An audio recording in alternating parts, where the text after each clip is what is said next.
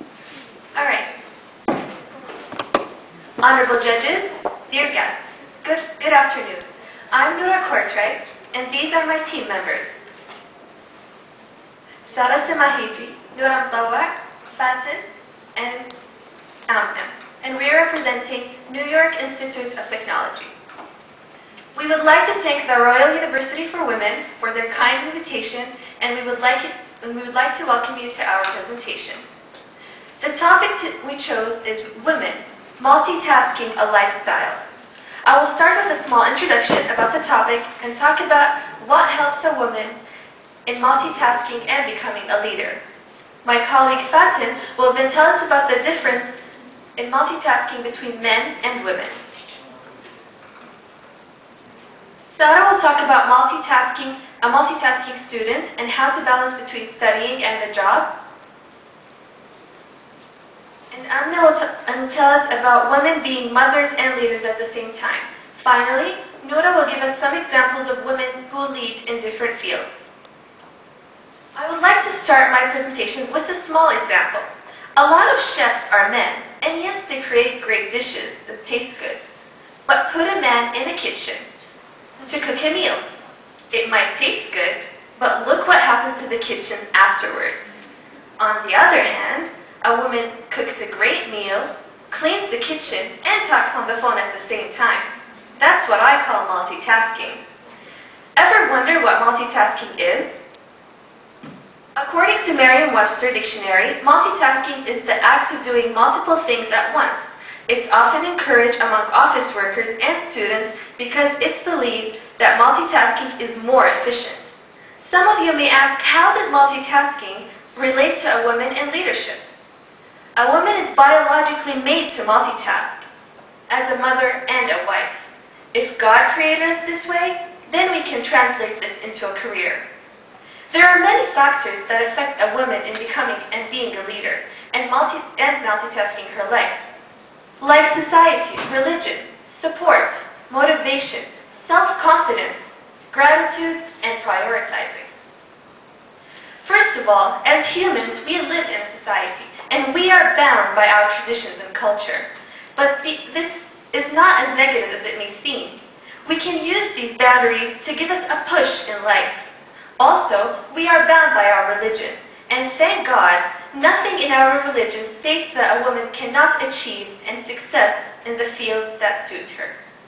A woman is very sacred, and if there are any limitations to us becoming leaders, then they are there to protect us and become better people and create a better generation. In order for a woman to be successful, she must create a support system for her in life that share her dreams and help her thrive.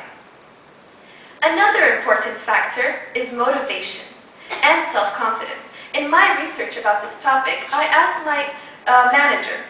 She's a manager with a department in a well-known organization, and she says, rarely does a person fail in life if they plan to succeed.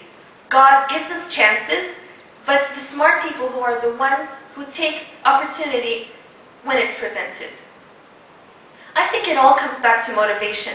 If a woman is motivated and has drive, she can achieve anything she wants, a family and a career. I'm perfectly sure that women can master everything in life.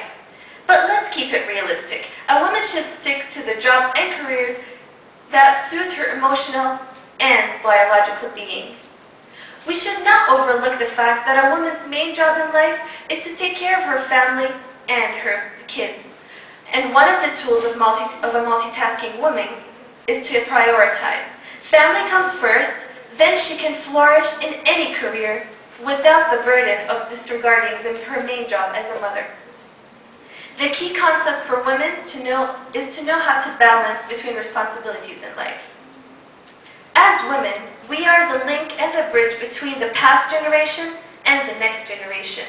It's our responsibility to pass down the knowledge and culture that we learned from our parents and families. It's our duty to give back to society as it gave to us. And having a career, we are creating a more knowledgeable generation because we are adding our experience as well. Finally, a woman leader knows that a ship cannot sail without wind.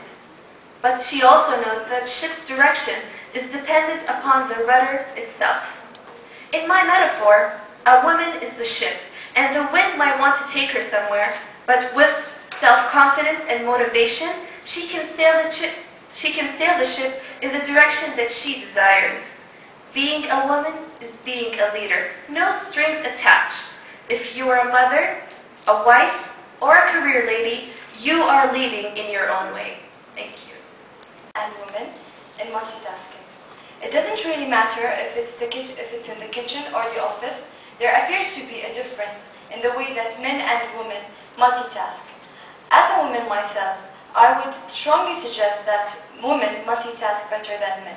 However, I was able to find one biological theory to why women are capable of multitasking better than men. According to Missouri Western University study, they found out that the area of the brain that handles the communication between the two hemispheres is wider in a woman's brain, which might enable the two sides to communicate better with each other. Well, this sounds good, and I know very little about the brain, but sounds like it makes some perfect sense. Nonetheless, the most common justification for this declaration can be simply the explanation that women are more accustomed to performing multiple tasks in and outside the home, such as cooking, cleaning, shopping, taking care of the children, and planning for the family. Multitask and balance their studies and the job. Not only mothers know how to multitask, female university students have proven themselves in studying while having a job. Firstly, I'll be going through some of the advantages. Firstly, it helps the female student with being able to support herself, which helps with being able to depend on herself. Basically, not running to daddy for everything you want. Another advantage is gaining work experience. Also being more responsible by taking care of university and work at the same time, and managing both effectively. Moreover, it helps in preparing her in advance for future by learning the difference between studying for a job and actually doing it and doing what she loves. She would be able to support herself by earning her own pocket money, again showing her independence. Let's talk about mothers. Mothers can be leaders at the same time. What's the world without mothers? Mothers are the anchor of life. They raise a new generation to build a bright future in life. They motivate us to go through life and work hard to achieve our goals. A lot of mothers work besides doing their big job in life as being wives and mothers. They finish work and go home dress up for their husbands, because what would a husband do if he sees his wife coming from work? All he's going to do, come on, get to life, do something, you're so boring. So that's so stressful. So we have to act like we're fresh and we're happy and just sit with a smile and keep everything inside, because when you sit with a boring face, all he's going to do, that's all I have to watch the whole day.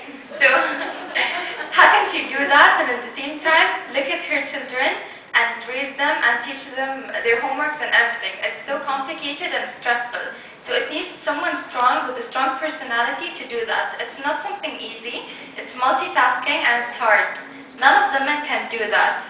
Even if he comes from work, all he do, give me my clothes, do the lunch, do that, and he sits and just blabbers off like, why are you like this? Why are you looking this way? Can't you think that all of us work and I'm doing the same thing? So women are multitasking a lot when men don't appreciate that the most time. Think leaders, whether at home or a career or both. I'm going to give some examples of important women who are leaders in their fields: sports, politics, music, acting, and many more. At first, Aisha, the Prophet's peace be upon him, wife, was married to the best man in the world, and she was an important scholar in the history of Islam. In the course of her married life, she was able to learn everything she needed to know about the religion. And after the Prophet's death, she was the most important reference regarding religious matters. We're proud to have her as a role model. Next, we have Her Excellency Sheikh Hamid bin Mohammed Al Khalifa.